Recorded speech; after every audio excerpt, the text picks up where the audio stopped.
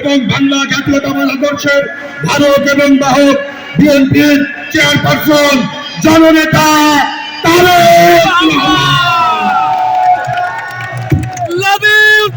রহমান। বসতে হবে এরকম করলে তো কথা বলবো না। বসে শান্ত হয়ে বসতে হবে। 10 মিনিট কথা বলবো, শান্ত হয়ে বসতে হবে। স্লোগান এ ভাই ঢোল বাদ্য বন্ধ করো না। ঢোল বাজায় কে? এ ঢোলালা বন্ধ করতে হবে ঢোল। বিসমিল্লাহির রহমানির রহিম। আজকের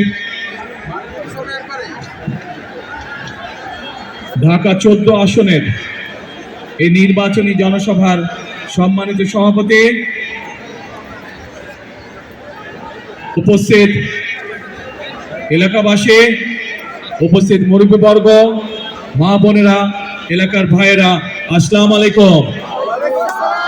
কেমন আছেন আপনারা? সবাই ভালো আছেন? আচ্ছা, আলহামদুলিল্লাহ।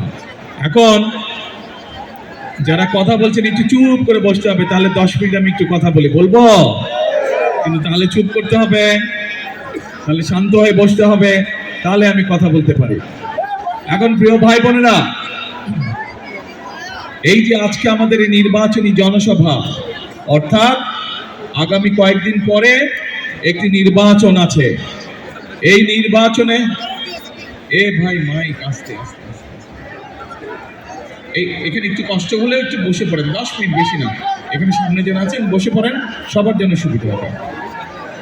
এই যে সামনে 12 তারিখে নির্বাচন, এই 12 তারিখে যে নির্বাচন মানুষ ভোট দিতে যাচ্ছে, এই যে ভোটের অধিকার, এটি গত 1 যুগেরও বেশি সময় ধরে এই দেশের মানুষের কাছ থেকে এই অধিকার কেড়ে নেওয়া হয়েছিল।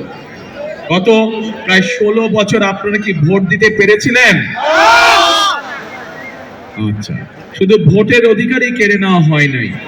এই যে এখন বিভিন্ন জন স্বাধীনভাবে যে তাদের মতামত উপস্থাপন করছে, অর্থাৎ মানুষের বাক স্বাধীনতাও কেড়ে নেওয়া হয়েছিল, শুধু ভোটের অধিকার না।